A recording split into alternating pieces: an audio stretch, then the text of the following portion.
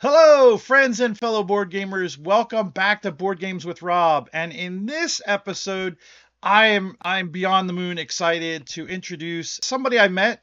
I've known now for a couple years, but haven't really spent a lot of time to. He was actually somebody that I met through the board game hobby and through my business I had years ago with inserts. We've kind of kept in touch a little bit off and on through the years, but it is what Babyface Killer? Babyface Killer? What's that from? Where'd you get Babyface Killer? I mean, you're the one that wrote it. Yeah, yeah. So let Babyface Killer is yeah. It was a nickname I had in high school when I was in high school wrestling. Basically, that was what they started calling me at one point. Yeah, so let me change that. It's Jorge Garcia, there it is. and yeah, there he is, the man, the myth, the legend. So how do you segue from wrestling to acting, or how did the two mix? What came first, the chicken or the egg, wrestling or acting, or how'd that Well, happen? I guess, and I got into. I did a play when I was in junior high, and that was really my first real taste of that kind of attention that kind of got its hooks into me. So I guess the acting came first. In high Okay. school, I did everything. I was in the choir. I did the plays, and I also was a wrestler. And so, I got involved in a lot of things. Did you, what Uh, was your first play or musical? Um, in high school, I did Arsenic and Old Lace. Mm. I played Dr. Einstein. Oh, that's great. And then the musical after that was Pajama Game, which was I just had a small part as like um, the main woman's dad, basically. Okay. And also, I was also did stuff as the chorus to do certain dance numbers and stuff just to kind of fill the stage. And then we did Hello Dolly, Guys and Dolls, and Fiddler on the Roof. I was gonna say we had talked before about Fiddler and how we shared a little connection, but you had a bigger part. You played Tevye, right? Yeah, Fiddler. I kind of credit Fiddler as like one of the reasons I'm an actor today. When I first saw Fiddler, it definitely made an impression, and so I definitely I would sing if I were a rich man as a little kid, just Oh, like around the house and stuff. yeah. I was a big fan of that show. It was like that and Raiders of the Lost Ark and the Indiana Jones movies. Kind of like why I think I'm an actor today. Have you ever had a chance to bump into Harrison, or have you guys ever bumped past? Once there was at an upfront party. I saw J.J. Abrams talking to Harrison Ford, and I kind of went over to say hi to JJ and was like, "Hey, I had to come say hi because I just wanted to meet Harrison Ford." And he was like, "Let me introduce you," and he introduced me to him, and it was very nice. And then I kind of quickly made my exit from there. I didn't want to overstay. I just wanted to have a moment to shake his hand. All right, so what? Let me go back just a little bit. This is kind of talking about how we met. I had this picture from years ago, and this was this talking about the insert. This was one of the inserts that you had gotten from me, and I had asked you, which I was surprised whether or not you had a Hurley figure, and you had said no, or a Funko Pop figure. I would imagine you'd have a ton of that stuff. Or do you have any of the? I mean, there's so much made from just Hurley. I mean, do you collect any of that stuff? Do you like prefer not to have it? Do people send it to you? No, I What? have him now. I have him. Okay, I have him in like in boxes and closets. yeah, It's something for maybe for my daughter to discover later and be like, look at this. yeah. Daddy used to be somebody, and look at all these little toys and figures with of his likeness. She does have a Hurley in her room. She has a Funko in her room, and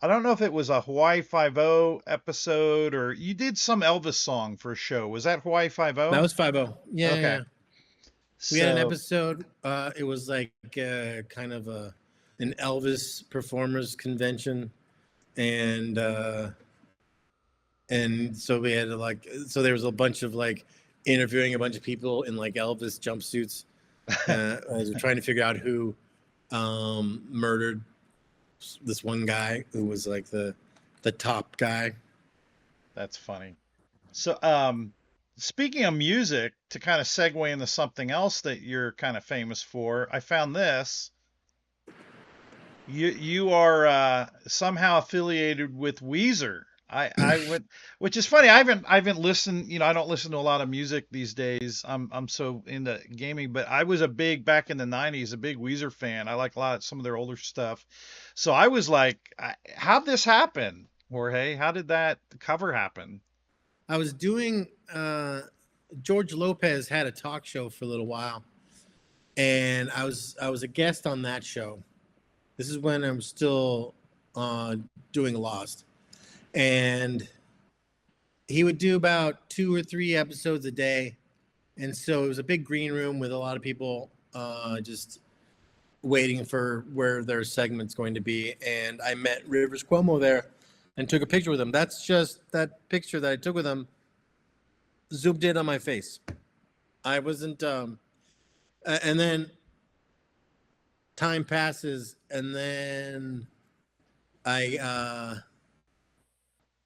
they reached out to my manager saying, "Hey, we want to know if Jorge would be cool if he was on the cover of the new Weezer album."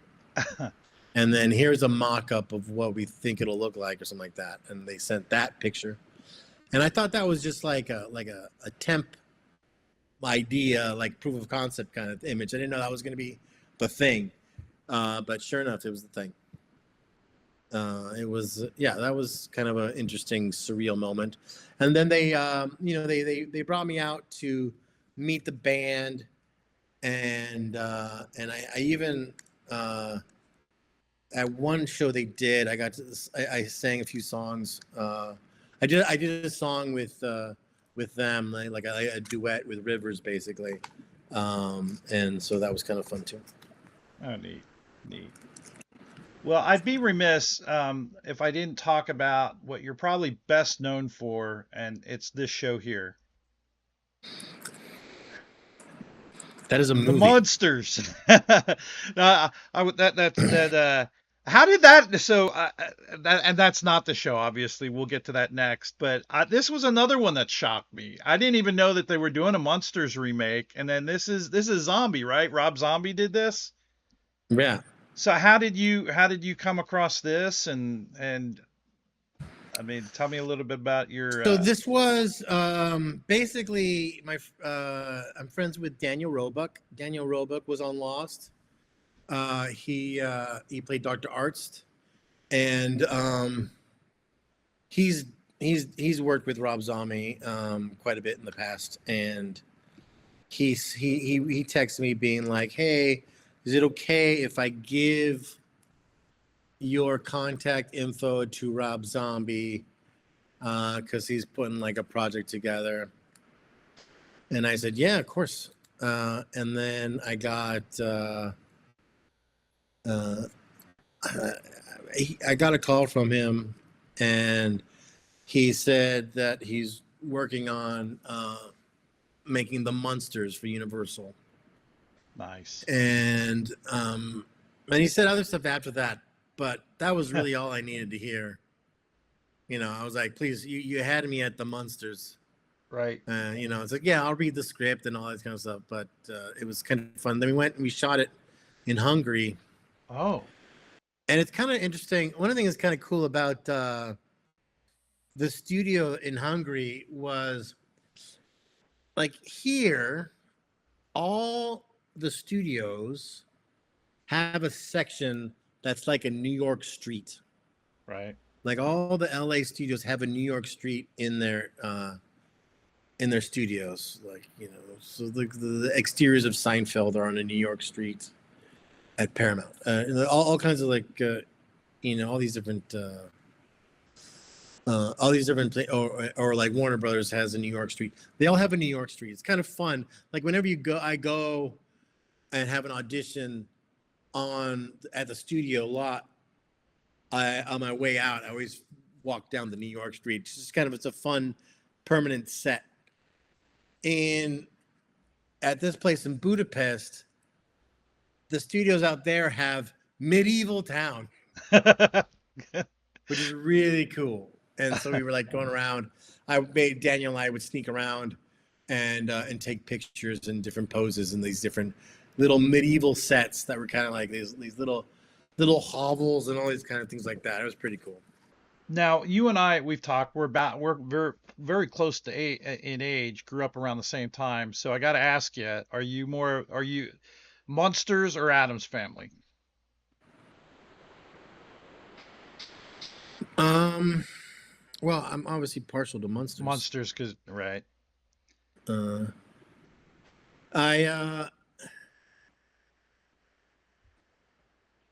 I really love the Addams Family in print form.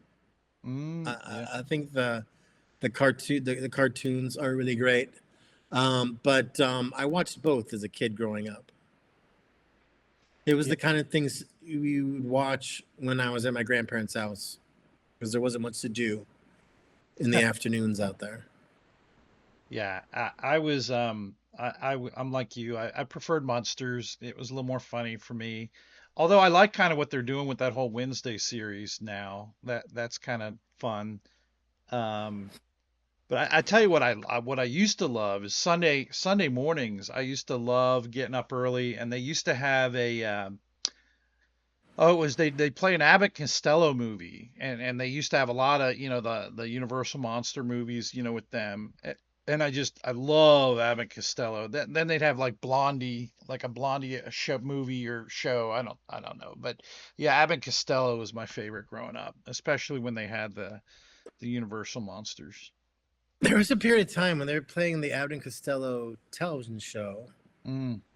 on some cable channel that we had, and I would love to watch that because before I started watching that show, all I really knew about them was Who's on First. And Right. so kind of getting to be exposed to the other stuff. I didn't come into the Abbott and Costello meet the various monster stuff until later, but I look forward to that kind of being part of the in when I start exposing my daughter to monster stuff. Yeah. Yeah, my dad's favorite was always the Swamp Thing, and then he was more of on comedy. He was more of a Stooges fan. He preferred them, but he got me hooked on Abbott and Costello. And My dad it was Laurel and Hardy.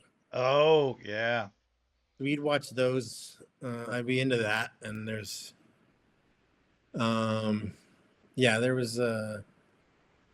there was an old Billy Crystal thing where he talked about his dad essentially curating him, being like, "Don't watch the Three Stooges, watch Laurel and Hardy. Look how they set up this joke. Look at how things like that." There's things that I'm discovering more later. Like, I would try to watch a Marx Brothers, and I'd be like, it doesn't quite get its hooks in. But then fairly recently, there's this great scene with Groucho and Harpo where Harpo breaks the mirror. okay. And they do a whole reflection gag with each other. And Groucho keeps trying to throw him off. And it's perfect. It's just one of those great cinematic routines. I think it's from Duck Soup. I don't know. Or maybe not I'm not sure. Hold on. Let's find out. Marx. Yeah, it's from Duck Soup. You don't remember the mirror bit? No. I haven't watched.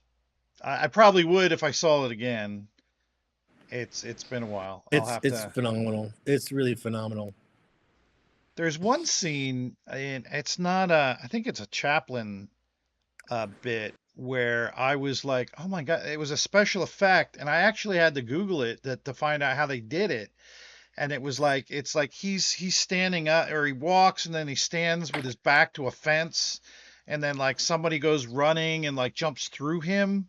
And I'm like, how, they didn't have, there is no, CGI back then. How the hell was that done? And then I found something online, like, oh man, to have the ingenuity to think of something like that back then, when and Oh yeah, there's amazing stuff in that. Like there's a moment in the old black and white Jekyll and Hyde, where the way they did the makeup, just to kind of do some of the transformation stuff, he had a certain kind of makeup on that they would go from like a red light and you wouldn't see anything, and they would switch to a green light, and then suddenly he has bags under his eyes and shadows under his eyebrows, and like gone like all this, something like where it's like what lights actually reflect the light and which ones actually just become black. And that was a kind of cool trick. There's tons of cool tricks in that stuff. Yeah. I always loved hearing those stories. All right, so I'd be remiss. I mean, yeah, the elephant in the room is obviously the role that most people know you for, and that's Lost. And I got to ask you. I mean, do you still know those numbers to this day? Is that something like ingrained in your head? Yeah, they're in there. I mean, I can see them on the screen, but yeah, I knew them ahead of time. Did you ever, did you ever play a lottery ticket with them, or do you ever, I don't know, you use them in real life at all to this day, or any funny stories about the numbers? Technically, no. I mean, the numbers are bad, first of all, so I don't recommend it. But Right. there was a time I did a magazine, like an interview and photo shoot at one point, and they had me fill out the numbers in like a lotto at like a convenience store. And so that would be technically the only time I did play the numbers then. I don't even know if I kept that ticket. I mean, they paid for it, so it was theirs to win or lose with. Well, there's enough. I mean, there's so much out there on Lost that people can go dig up if they want to. But I just if I were to ask you this, I'd be kind of interested if you could go back, Jorge, and give pre-Lost Jorge any advice, what would it be? I don't know. I feel like it's just like there's. It'd be great if I convince myself that there's less to worry about than I had. It's an interesting thing to then suddenly be thrust into the public eye that way. And I don't know if there's some way to be like,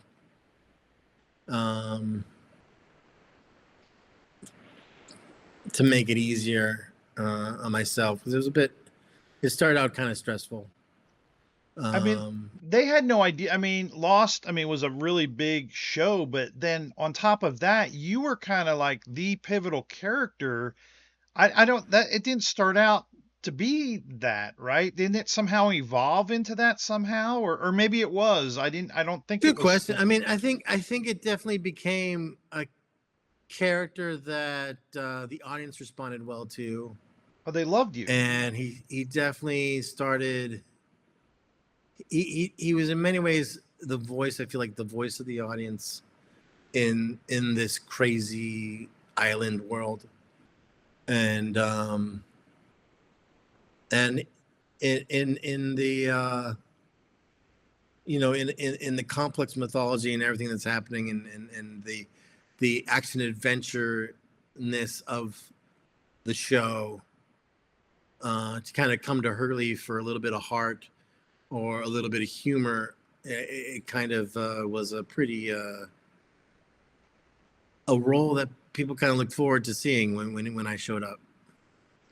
Yeah, I liken Lost to my experience back in the 90s, the late 80s with X-Men. And what I liked about X-Men was all the mysteries, all you never, I mean, that was back in the day with you had the Wolverine story going on, you had Cable, and you had Strife, and you didn't know the whole Summer story, and Phoenix, and what Marvel did great is they would string you along for a year, and then they'd like answer maybe a small little tidbit, but then they would just open it up with another, question or mystery. And Lost did a great job of that. They kept you wanting to come back for more, and to a degree, Jorge, you were my Wolverine. I mean, you were the biggest arcs were always seemed to have you somehow involved in them. And I just yeah, you did such a great job with that. I guess let me ask you this. I mean, now that enough time has gone by, what is your most fondest memory of that loss of the TV show, of that experience? Well, I like the whole journey on the episode. Dave was pretty great. It was definitely felt like it was I got to really kind of stretch out, and and culminating like a cliff on a kiss on the cliff top with Cynthia Watros. It was like the whole thing was really great. It was just a nice little journey. But it's funny, like when I've come across watching clips from Lost, I haven't really gone back and watched the full thing. I know maybe someday. But what I enjoy is the blooper reels, Okay. because watching the blooper reels, that is a closer depiction of who those people were that I knew. That was, it's like when they mess up and then their real personality comes out for a second and stuff. I go, oh, that's who I remember. That's what brings me the joy, the memories. It was just kind of fun being around on set with all these people, and some of these people would bring guitars and we sing songs, and we got along pretty good. It was more the stuff in between the show, in between shooting the show, when we were like during the downtime, is really the memorable stuff is. Now, we're going to get into gaming here in a little bit, but did you have any meaningful gaming events down there with any of those guys? Were they not into that, or? I wasn't heavy gaming at quite at that moment. I hadn't quite fully gotten back into it yet. Okay. At that time, it was more video gaming, and connecting with friends on the mainland, and playing stuff like Xbox Live, so we could like cooperatively try and go through some campaign while we were also catching up on headsets with each other as to like what's going on in our lives.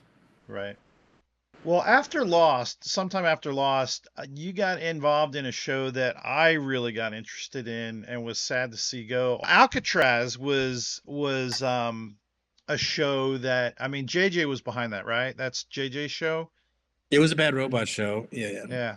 And I mean, the premise on it was just, I'm pissed because I'll never find out what the hell was going on. It got canceled after the first season, but I'm surprised because it was a Yeah. really good show, really good acting, really good premise. I mean, did you have fun with that while it lasted?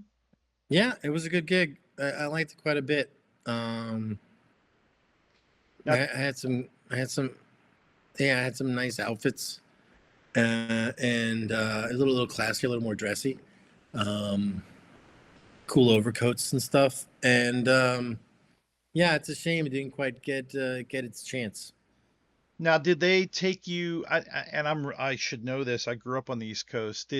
Is there any remnants of Alcatraz still out there? Did you do any filming out there, or was it all set or somewhere We did else? the We shot the pilot. Most of the pilot was shot in Vancouver. Okay.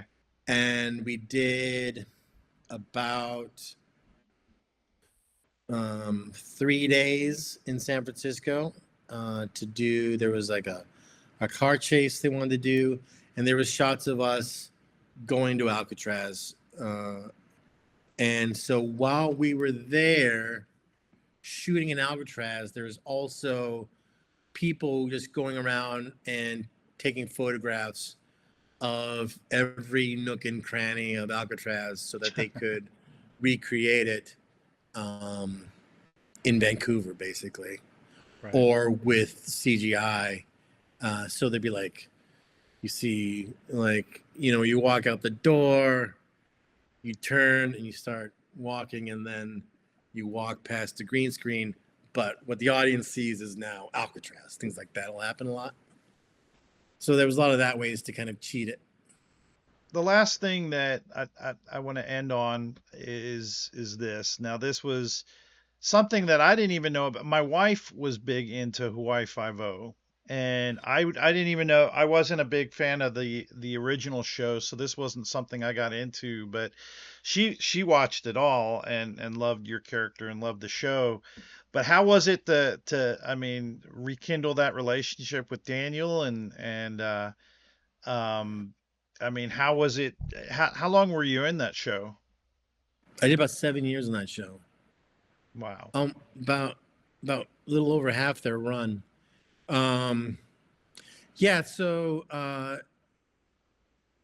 two of the guys that I had created Alcatraz, they then, after Alcatraz had ended, went on to write on Y50, and so then they came up with my character and pitched it and created the whole story, and gave us this history where my character went to high school with Daniel Day Kim's character. So because we already had our own chemistry because we'd known each other already for a while, so right, it kind of worked out, made it pretty easy. Did you had you moved back to the States from Lost and then wound up moving Yes. back, or did you Yes. so you you had to move back out to Hawaii during that I stint? did. Yes.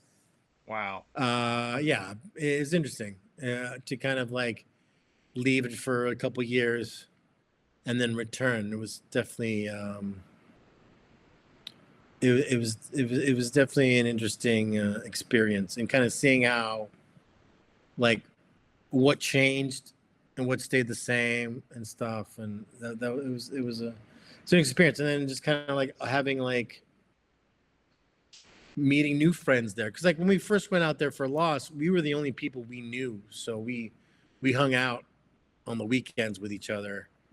But then after you've lived there because Lost went, I was there 6-7 years, and so it was like all right, after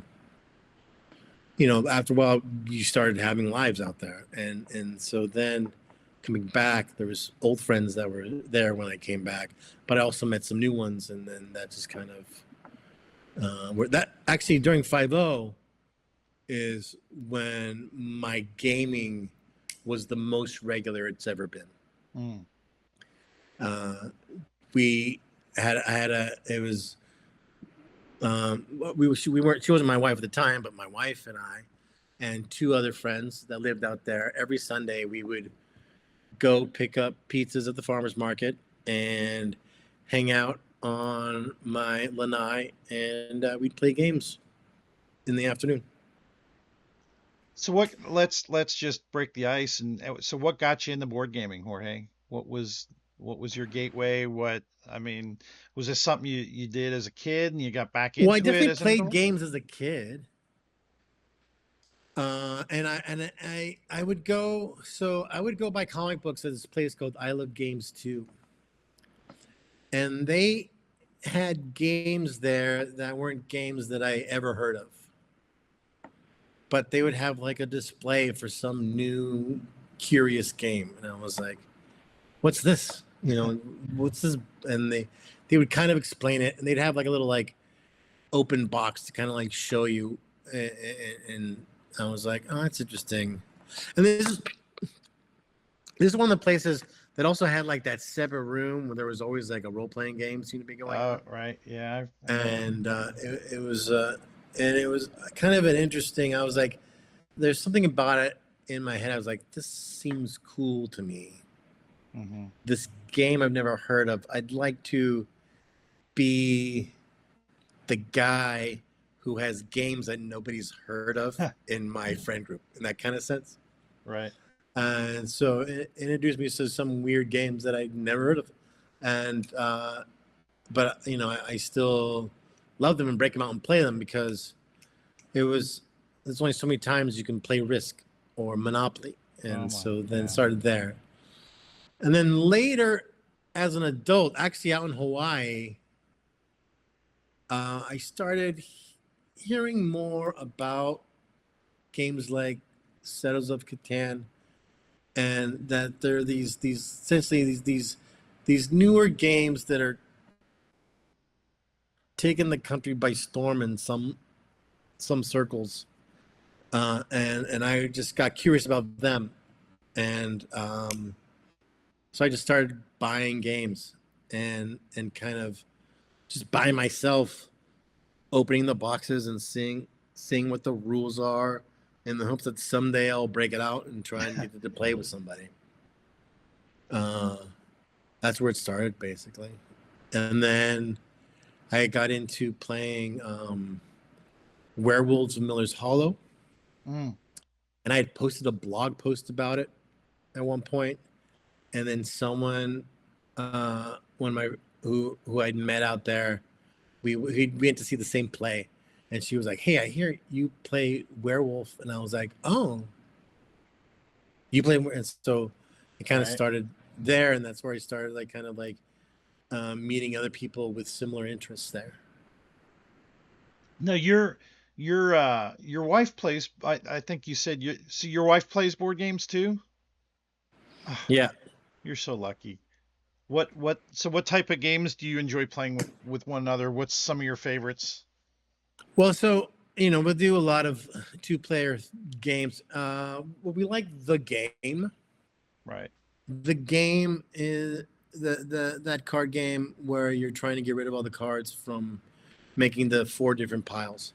Right. That's our go-to. I even like when the fires here happened and we put together a go bag. I put a copy of the game in the go bag. There's a copy by our bed, Wow. and it's as well, and it's just like we every now and then it's like let's play the game, and we'll go through periods where we do really well with each other, and then we do other periods where we're like going, we should take a break from this game because I feel like it's going to um, disrupt the marriage. Ah, now do you guys have tells? I mean, do you play it in its truest sense and that you're really trying, or do you have like, oh yeah, if she winks this way, I know it's really No, between, we you don't. No, no, no, no, no. know. No, we play for real. We're like we do like, please don't go on this pile, and sometimes it's like I have to go on that pile. I'm like, fine. Right. Like that'll happen. There's definitely, you know, I feel we we don't have a secret language for it, but we and you know, it's like, and we will introduce it to other people, and when we do that, we're like, all right, we know we're gonna lose because new people aren't gonna someone's concept of like a little bit, like in that sense, we kind of have a better idea of what we mean by a little bit Right. or a lot. And then playing that game is always fun because always like one pile becomes like the tire fire that you just kind of like just keep throwing stuff on, being like, this is just the garbage pile, and just what can you do? Have you guys solved it? Have you guys made it all the way through? Oh yeah, lots of Okay. times, All lots right. of times. Yeah. They have another one, a version of that. It's like poker hands. Have you tried that? I forget the name of that. It's fairly new, and you're trying to guess whether or not you've got a better whose poker hand is the best, and it's a take on the game, but I forget what it's called. But you'd think it would be easy, but sometimes like a 10 high it could be the high out there, and um, yeah, it adds a whole new dynamic I think to the game. It's pretty neat. But Cool. have you guys ever like I'm thinking of the Crew and maybe that Lord of the Rings trick taking game. Have you guys ever tried any of those? We've done the Crew. The Crew we do with more than not just not. We don't do it with just the two of us. Right. The Crew, it's like we usually want at least 4 when we play the Crew. We've done the Crew. Well, yeah, they don't. I just don't know. Can you play it with 2 players? I feel like 2 players is I've well, I don't know about the Crew. I played the Lord of the Rings one with 2 player because there's a okay. little side thing that you can do. In fact, they just came out with the Two Towers version of that Lord of the Rings trick taking game. I've never played the first one all the way through yet, but it's a lot of fun. There've been other versions of the game as well. There's been like there've been there've been different versions of the game. There's like one that's supposed to be like faster, and then there's the game on fire. There was a whole bunch of different, like, they would try and like tweak the game a little bit, but nothing quite, Yeah, as good as so that now what? first. Yeah, nothing beats the original, right? Happens a lot. What's your favorite game? What's your all-time number one, or do you have one? I Your give the all-time? title to Dixit. Okay. For Why? me, that is, man. Well, it's a game that I feel it works for a wider range of people.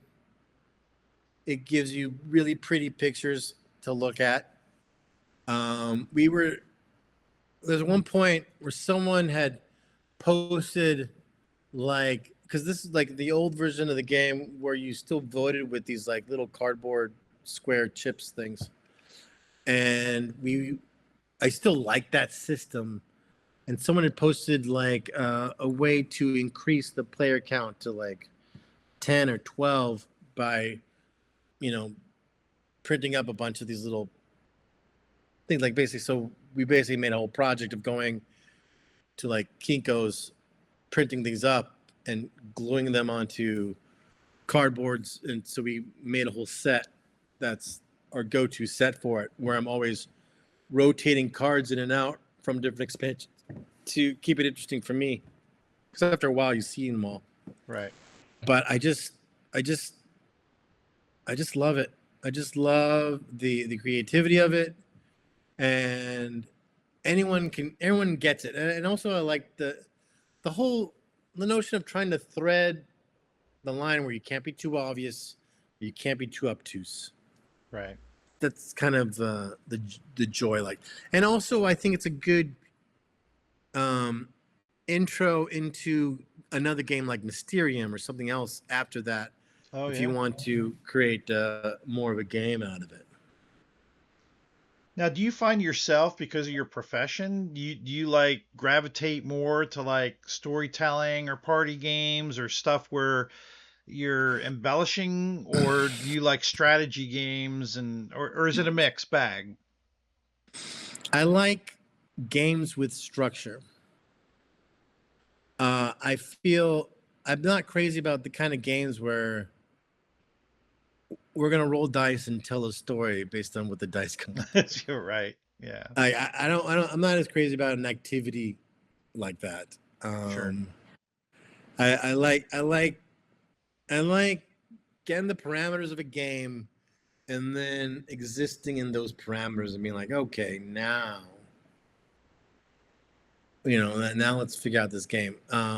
There is a little bit of, like Dixit is very structured, except for you do get to tell whatever word story thing that when you're the narrator, you do get that. But there's nothing. You're not going. You're not trying to build something. Right. What's your most memorable game experience with a group of people? I think going through season 1 of Pandemic Legacy is Oh, still yeah. the experience that it's there's nothing like it. That's still like the thing that I think it all other game experiences get compared to, and none quite hit it.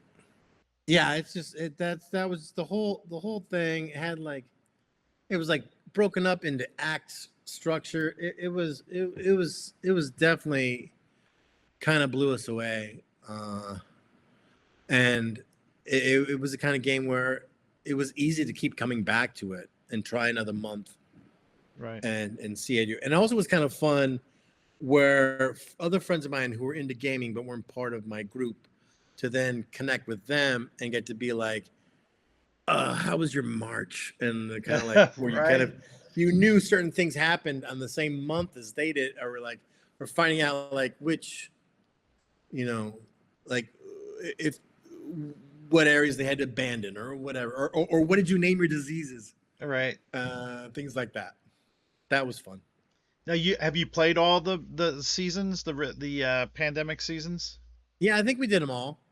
One was probably all with the same group. Okay. Yeah, I think we ended up doing them all because we were so excited. None of them quite hit what season 1 did for me, but because they kept coming out, I was like, let's see what this one is. And that's what kind of really made me a fan of the legacy type of games systems where you have to be willing to rip up cards and things like that. Yes. That's got to hurt you more than it hurts me, because you have to take it out of the sleeve and then rip it. Yeah, you know me. Yeah, I had a really good experience with my boys. I played 2.5. We played Ticket to Ride Legacy. That was really fun. Legacy. Yeah, they've got it's like Western something, or it's a US map, but you kind of start in the Northeast and then it builds out, and it's kind of like, they've got so many different tons of Ticket to Ride versions, and I think this one, and each one has maybe a little different mechanic. This one I think merges them all, and each one's a different year. But the other one we did, it was a Stonemaier. And the map would change or something like that. Well, it adds. You eventually you have the whole U.S. map. You only start with a small portion of it, which you wouldn't think that you'd have enough to play a full Ticket to Ride game, but you do. But then that map grows, and by the last year, you've got the full U.S. map, and maybe some of Canada, I forget. But it's interesting. It's kind of neat because then you're left with, we've got a Ticket to Ride game that we can play, and it's got that history on it. But we also played there's a Stonemaier one. It's the it's kind of like that Civilization one. I can't Charterstone. That was kind of fun. That's been out a couple years ago. You're kind of a worker placement-y type thing, and you each have a different region of a map, and you're building locations on it, and it was pretty good. I know they've got an app for it now. You can play it online, but the one that we tried doing, and we need. There's another one that I think I bought, but I haven't played yet. But I feel like legacy games have kind of waned, haven't they? Yeah, I haven't seen a whole lot. Now it seems like the big thing is making duo versions of game. Everything has a 2-player version now. You've got Everdell Duel. You've got this Duel. You've got, everything's dual games. Which, if my wife played games, would be great. But she doesn't. But no, well, that's great. Well, I'll tell you what I thought we'd do to wind things down, Jorge, and I've been really appreciative of your time, is I've got a speed round, and okay. I want to go through and just quickly, I'll give you a question about this or that. You kind of tell me what your preference is, and we'll see where we go. How's that sound? Sounds good. All right. Sleeves or no sleeves? No sleeves. No. Oh, come on. Now you collect inserts. I mean, surely you want to protect the cards. What's up with the no sleeves? Because I like to touch them. Oh, you like to touch cards. Okay. I'm not I don't play a game so many times that like if there's a crease on it, I know what that card is. I like the feeling of cards. I don't like the feeling of plastic. I like the feeling of paper and cardboard and wood. Like those are the components you like. So paper money or coins? Shuffling sleeves. Oh man. And I That ruffle makes it shuffle. easier. Man, It makes it easier. nah. You just You gotta do that for the satisfaction. Yeah. No. Yeah. This I don't feel this mixes cards enough. Yeah. Yeah, you Well, can't sometimes what run I'll do is I'll just throw all the cards in a box and do that kind of washing move, and then rebuild the deck. I might do that. Yeah. All right. Paper money, yes or no? No, poker chips Or coins would be better. Stuff like that. Or coins. No. Coins are fun. Yeah. Yeah, I'm the same way. I'm not a big fan of paper money. I was disappointed. What game was it? I used to have it right up here. It's a Sid Saxon game, Acquire. They came out with this really nice version of Acquire, like an anniversary edition, but it had paper money, and I'm like, this stuff's going to get tore up, and I always go back to like Monopoly and just seeing the Monopoly money all over the place. Yeah, I don't Yeah, like but like money. I think a good set of like clay poker chips is just really nice to play with on the board. Yes. And just breaking them out and just play with those. You just get a set where you get all the nominations you need, and you'll use it a lot. Brass has a really nice poker chip money set that's available that I got for Christmas, actually. I'd never played Brass until last year, tail end of last year, and really enjoyed it. It was a really good game. Cool. All right. Expansions or just a base game? Base game. Really? I feel like people move on to expansions too soon. I mean, maybe if I played a game to death, I'd want an expansion. Like I have games that I backed on Kickstarter where I got all these expansions that are still sealed in the box because I still haven't gotten enough. I haven't mastered the base game enough to feel like, all right, now let's change it up. Let's see what happens next. Yeah, I think. I mean, I'm typically one to get all the expansions, but then I'm like, every time I go to a game group, I'm usually teaching the game for the first time, and so I'll just keep playing this base game over and over and over again. And as you know, games these days, it takes forever to learn them, and then just remembering them, and now I got to remember the expansion rules on top of it. So yeah, it can be a chore, for sure. Like if sometimes there's a game where the expansion will be part of the base game. It'd be like, here's this game, and then if you want to tweak it a little bit, that I don't mind, and I kind of like. I think it's a nice gesture for a game publisher to do that. Kind of be like, okay, and then here's a little thing to kick it up another level if you're interested. But the same way, I feel the people I play games with now, we're base game people, and we can get a lot out of the base game before we need to try and complicate things. Okay. All right. So punching boards, is it a thrill or just get it to the table? Do you enjoy punching your cardboard, or do you just I just need to get get the game to the table? I don't enjoy it. Ugh. Because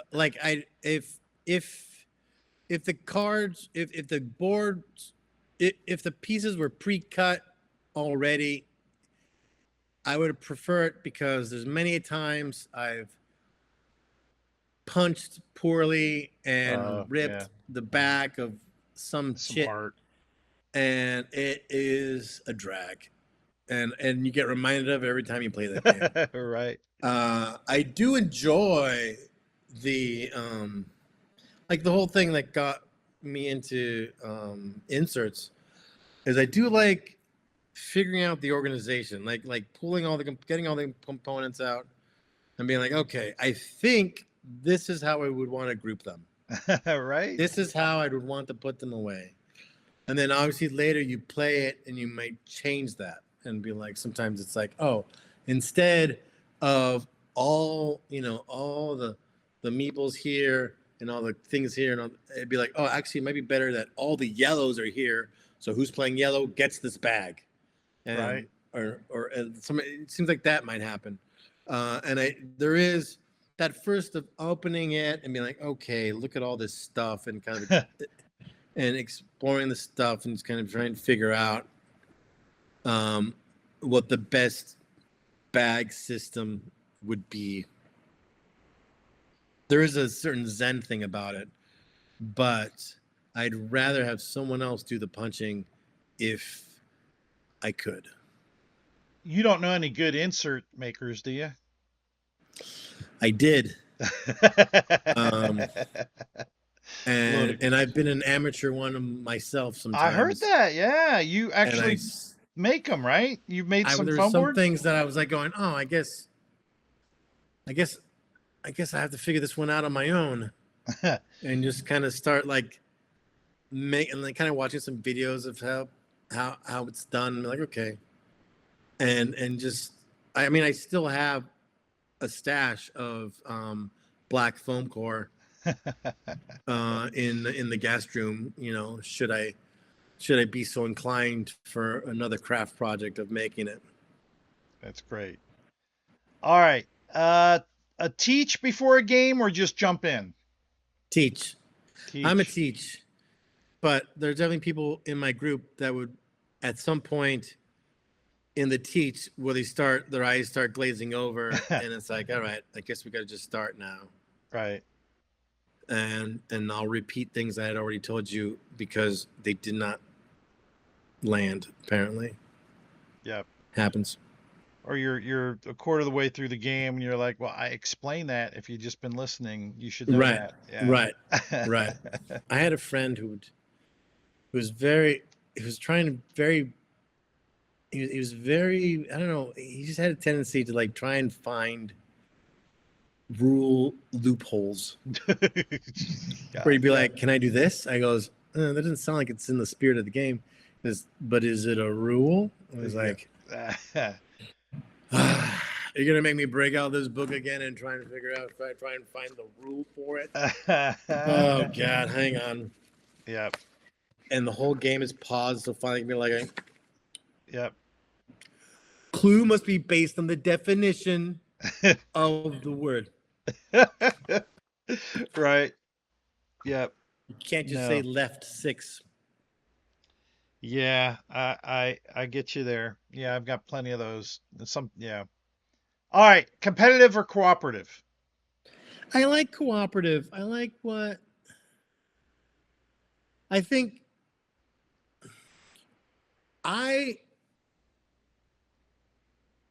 competitive can bring some things out in people, for one thing. Right. Like I like playing to win, but I have nothing on it, win or lose. Phil, once you play enough games, you've won so many, lost so many, it doesn't even matter anymore. It's just the experience of being with people. And so in a sense, cooperative to collectively win and lose, it's just the wins are more satisfying. Yeah. All right. Do you suffer from analysis paralysis yourself, or do you just prefer to just play it? I mean, do you like planning your move 10 things ahead, or do you just play that fun? I try to plan a little, but not much. When it's my turn, I'm usually ready to make my move. Gotcha. I'm the same way. I get crazy. I get so bad. I've got to have something like I've got to have cards I'm sleeving or punch boards, or I've got to do something because I hate waiting for my turn and I don't want to like have that show. So I need a little bit of like ADHD, I guess. I need to keep my hands busy, or keep occupied. Well, it's like a proper game. You're weighing your options as you watch other people take their turns. So Yeah. by the time it gets around to you, you don't need to sit there. Like there's some people who aren't doing that. and then it comes to them, and they're like, okay, and then they're overwhelmed with everything they got to do. And I feel that this isn't much of a rapid fire, is it? Yeah, no, that's meant to spur I conversation. feel that some people, you can't expect people to be as into and obsessed with games as you are. Oh, come on now. And so because of that, they may not be figuring in between turns the way that you are. Well, my thing is I think I play with people that are too into it, and they're so worried about what I'm doing, what you're doing, what my person to the left is doing. Yes. I just want to have fun. It's like if there's this cool thing about the game and I want to be able to do this because I want to be able to build this rocket ship and I've got to be able to go and take this action and do it. That's why I'm doing something. And that's probably why I lose a lot because I'm not worried about what you're doing. I'm Right. interested in doing something cool with the game and having Right. fun playing. Whereas I'm going to take a stab at doing this. Yeah, because And I see want how to. that results me instead of like trying to weigh every option. Yeah, I think it'd be cool to build a robot, and I need to do this to do that, and yeah.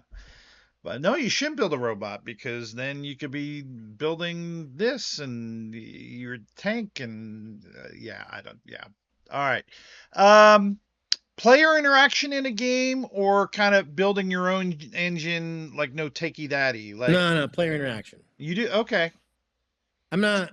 It's like I feel there's times when you like a roll and write, and it's like, or like there's certain games where I go like, this game is too quiet. Yeah. Like Splendor. Splendor's just like kinda, yeah. what are you doing? Exactly. Right. No talking, just like, Yeah. what's Just he kind of doing?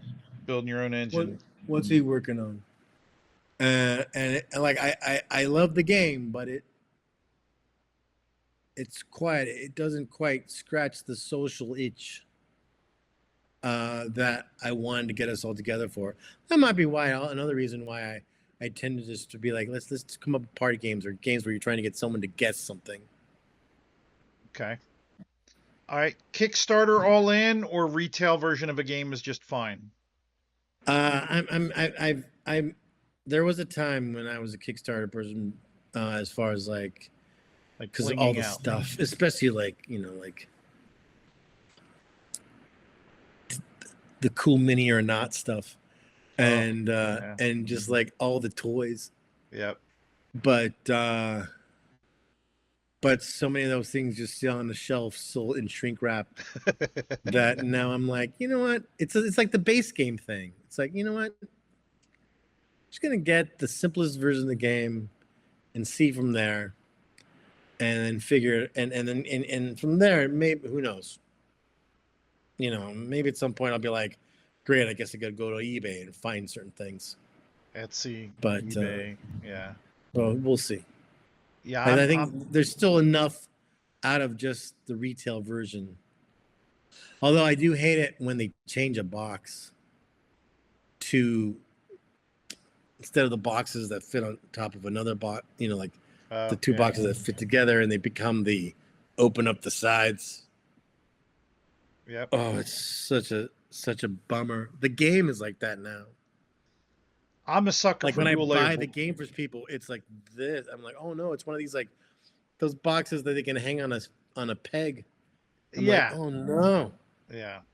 Favorite board game YouTube channel?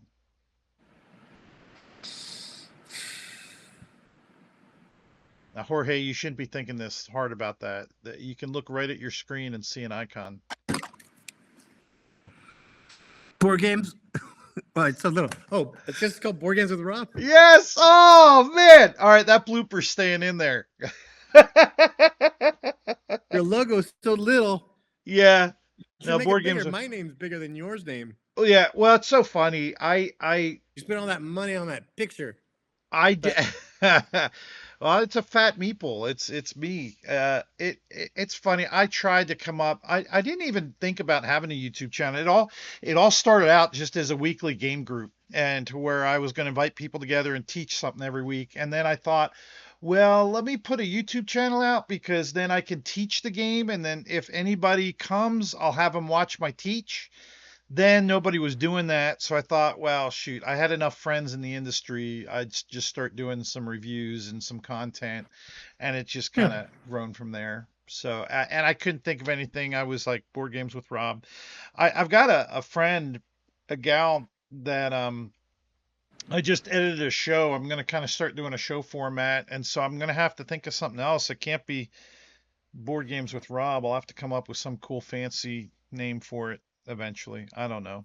I'm bad with that. I need to find somebody that can do a little tune, a little like intro You want a tune. theme song?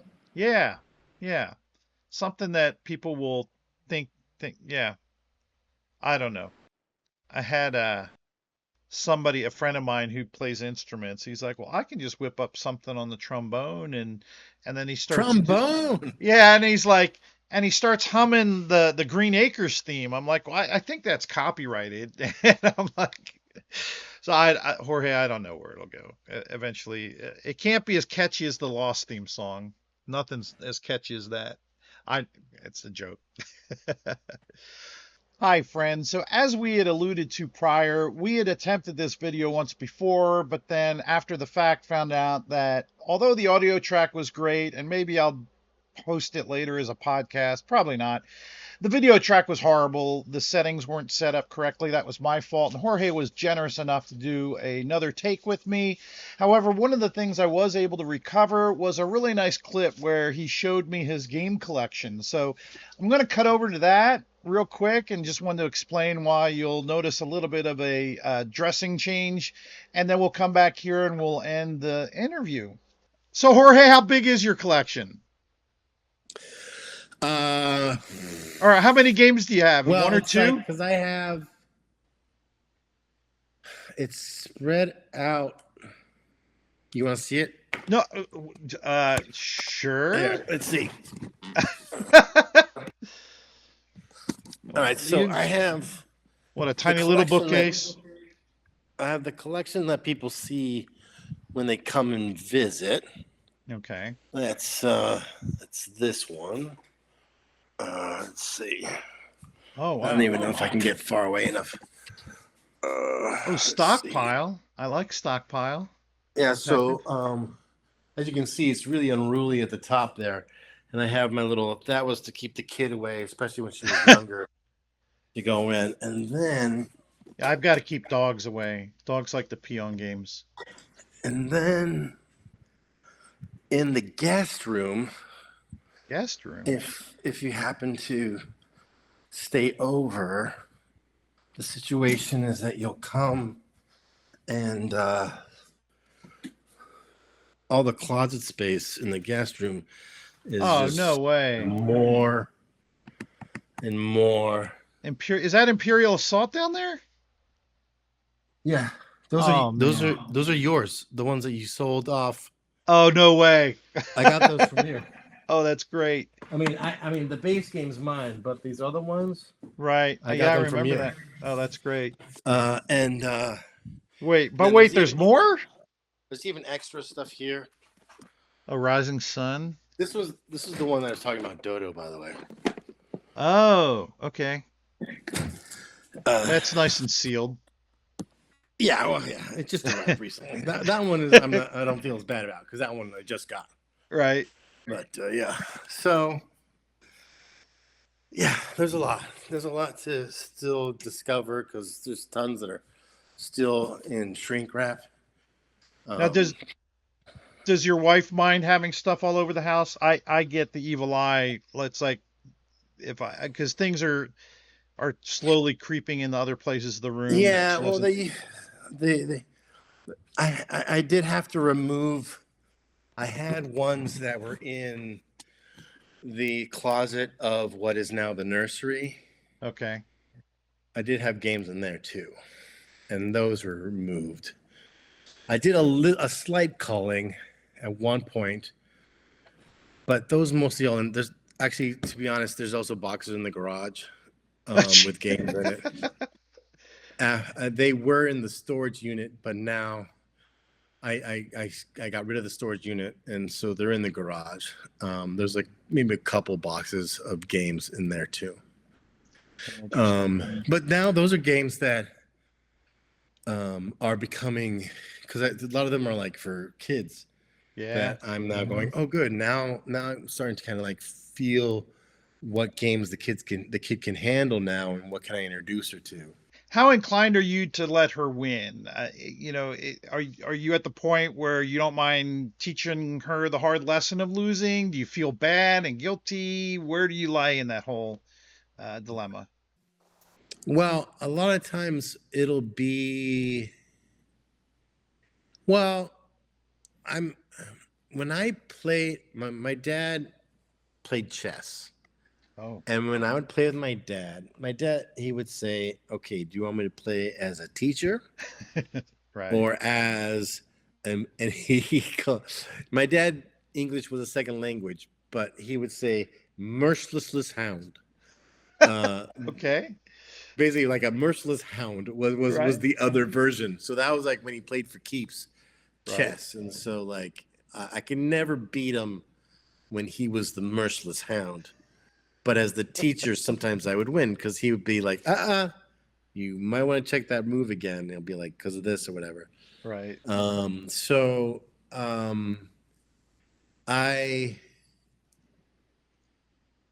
far, I'm still, I mean, there's times when it's the three of us playing, my wife and I, where then, my wife will win or something like that. And we let her win, and we're like, yeah, all right, good. And that doesn't necessarily feel, I don't think it doesn't quite hit her as losing necessarily. Right. But we just try and all kind of we're lucky if we get to the end of a game really with her. Right. She loses interest, and then we're like, okay. Although, guess who? Oh, she did pretty good at. And she seems to have grasped the concept pretty quickly. At one point, when my brothers-in-law were here, my wife and I were playing against her and one of my brothers-in-law, and she was like, she would say something like, because we were doing the pets one. She was like, does it have a tongue? And we're like, yeah. And she go, and I'm like, that seemed like she knocked down a lot. I wasn't sure if she had fully nailed the concept, but she won that game. Right. When she got down to one, like there's a certain times where if you're playing Guess Who, where like you realize that you're about to lose and you'll take a bold action, just take a guess at something. Right. I don't necessarily do that against her. Like I try and I kind of, I want her to get a little bit of the sensation of a win. Right. Oh, that's great. And I mean, it's like the same way. It's like, if you're teaching a kid to play basketball, you're not going to be slamming the ball out of their hands and stuff like that. So it's just kind of, I would be happy as long as she just kind of learned to follow the rules of the game. Sure.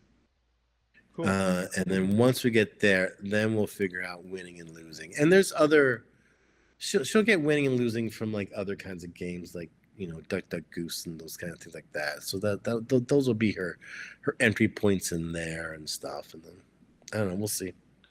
Cool. I don't know. You're just like she's so young. We don't know yet if she's gonna be a sore loser or what. We'll have to see. And also just if she's into games. She gets the option of not being into games. Well, hey, Jorge, man, thank you so much for doing that. Actually, for those that may or may not know me well enough, or probably don't know, this is our second time doing this. We tried this last week, and I had some technical faux pas, and so Jorge's been super nice to do this a second time, and so I want to personally thank you. Well, yeah. Well, again, Jorge, thanks so much for your time. I really appreciate it. I hope that my viewers had fun getting to know a little bit about you and your gaming hobby. And all right, friends. So, hey, thanks so much for watching. And as I always say, I want you to have fun gaming, but more than anything, be kind to one another. Thanks. Thanks, Jorge. Bye. Bye bye.